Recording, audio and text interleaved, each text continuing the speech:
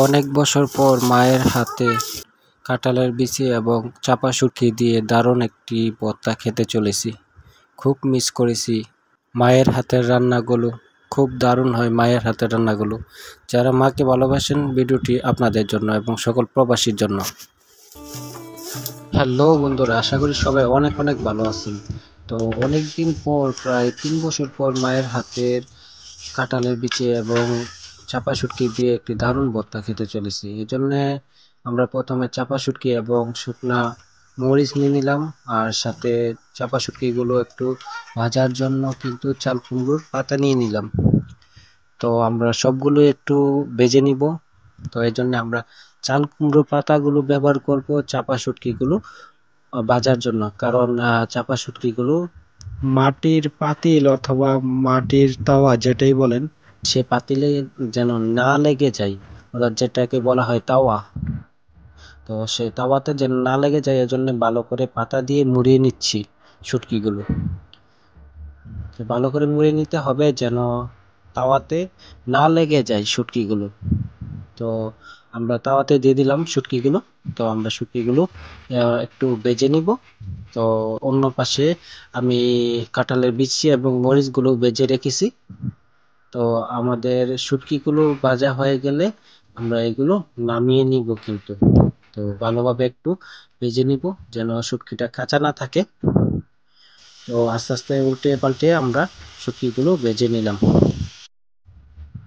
তারপর বন্ধুরা, আমাদের যে ভাজা কাঁঠালের বিচিগুলো রয়েছে, তো সেগুলো আমরা ভালো করে পরিষ্কার করে নিব, সেই আবরণগুলো ফেলে দিব। তো আমরা আবরণগুলো ফেলে কিন্তু কাঁঠালের বিচিগুলো নিয়ে নিচ্ছি। তো ভালোভাবে নিতে হবে যেন কোনো প্রকার আবরণগুলো না থাকে। তো অনেক পুরনো কাঁঠালের বিচি, প্রায় 3 মাস পর এই বিচিগুলো দিয়ে আজকে চাপা শুটকি দিয়ে কাঁঠালের বিচির ভর্তা বানাবো। আমি প্রবাসে থাকার কারণে কিন্তু আমার মা এই কাঁঠালের বিচিগুলো খুব যত্ন করে রেখে দিয়েছিল, কারণ আমি এটা খুবই পছন্দ করি। তো এই জন্য উপকরণ হিসেবে আমরা পেঁয়াজও নিয়ে নিচ্ছি, কারণ ভর্তাটা কমপক্ষে 2টা পেঁয়াজ লাগবে। তো আমরা 2টা পেঁয়াজ নিয়ে নিলাম। তো এখানে ধনিয়া পাতা এবং চাপা শুটকি, শুকনা মরিচ ফ্রাই, তারপর এখানে কাঁঠালের বিচি ভাজা। তো এই সবগুলো উপকরণ আমরা রেডি করে নিলাম। এবার আমাদের শিলপাটা ভালো করে ধুয়ে নিচ্ছি। তো আমার আম্মা শিলপাটাটাকে ভালো করে ধুয়ে নিচ্ছে যেন কোনো বালি অথবা ধুলা না থাকে। তো আমাদের শিলপাটাটা ধোয়া শেষ হয়ে গেছে। তো এখন আমরা চলে যাবো মূল রেসিপিতে। তো আমরা প্রথমে আমার আম্মা শুকনো মরিচগুলো ভালো করে একটু ধুয়ে নিল, কারণ একটু পানিতে না ভিজালে এগুলো ঠিক মতো বাটা হবে না। তো এগুলোকে এখন বেটে একদম ফ্রেশ করে নিতে হবে। তো আমার মা বাটতেছে আস্তে আস্তে, কারণ সেই পাটার মধ্যে বেটে তারপর কিন্তু ভর্তাটা তৈরি করা হবে। আর খুব দারুণ হবে আজকের ভর্তাটি। তো আস্তে আস্তে কিন্তু আমাদের মরিচটা ফ্রেশ হয়ে গেছে। তো দেখতে পাচ্ছেন মরিচটা কিন্তু বাটা হয়ে গেছে অনেকটা। তো এখন আমরা পরিমাণ মতো লবণ এবং চাপা শুটকিটা দিয়ে দিব। তো এটাকেও ভালোভাবে কিন্তু বেটে নিতে হবে। তো খুব সুন্দর করে বাটা হয়ে গেছে। তো এখন আমাদের কাঁঠালের বিচিগুলো দেওয়ার পালা। তো কাঁঠালের বিচিগুলো আমার আম্মা কিন্তু ভালো করে ধুয়ে নিচ্ছে কাঁঠালের বিচিগুলো। তো এখন কাঁঠালের বিচিগুলো বেটে নিতে হবে। তো এখন কিন্তু সবগুলো বিচি বেটে তারপর কিন্তু মরিচ এবং শুটকিটার সাথে মিক্স করতে হবে। তো যারা মাকে ভালোবাসেন এবং মায়ের হাতের রান্না মিস করেন, আপনারা অবশ্যই কমেন্ট করবেন এবং একবার হলেও মাকে ভালোবাসি লেখাটা লিখবেন কমেন্টস করে, এবং বেশি বেশি করে ভিডিওটি শেয়ার করবেন আপনার বন্ধুদের সাথে। এবং যারা প্রবাসে আছেন অবশ্যই ভিডিওটি শেয়ার করবেন, কারণ আমিও 3 বছর প্রবাসে ছিলাম। মায়ের হাতের রান্না সবকিছু মিস করছি। তো আজকে আমার মা নিজের হাতে কিন্তু আমার জন্য ভর্তা বানাচ্ছে। তো এখন আমরা ধনিয়া পাতা এবং পেঁয়াজ কুচিটা দিয়ে দিব। তো ধনিয়া পাতাটা এখন বেটে নিচ্ছে। ভালো করে কিন্তু ধনিয়া পাতাটা বেটে নিতে হবে, তাহলে খুব দারুণ একটা স্মেল আসবে, ঘ্রাণ আসবে ধনিয়া পাতার।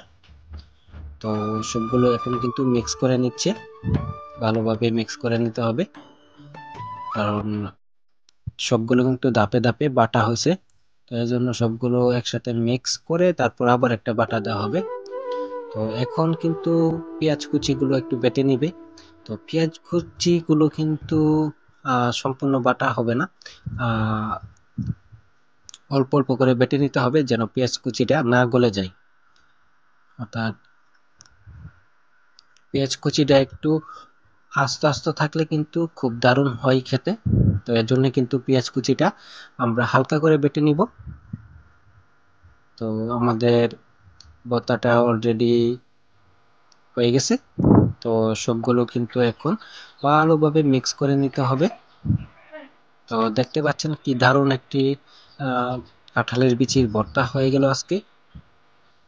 তো খুব দারুণ একটি ভর্তা হয়ে গেছে। তো অনেকদিন পর এই কাঁঠালের বিচি এবং চাপা শুটকি দিয়ে একটি দারুণ একটি ভর্তা পেয়েছি। প্রায় 3 বছর পর মায়ের হাতের এই দারুণ একটি ভর্তা পেয়েছি। তো এখন আমরা খেয়ে দেখবো। তো অবশ্যই লেবু নিয়ে খাবেন, খুব দারুণ লাগবে।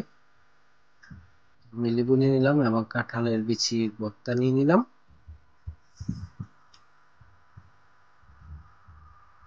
তো আমার খুব একটি প্রিয় একটি ভর্তা, কাঁঠালের বিচি এবং চাপা শুটকি দিয়ে।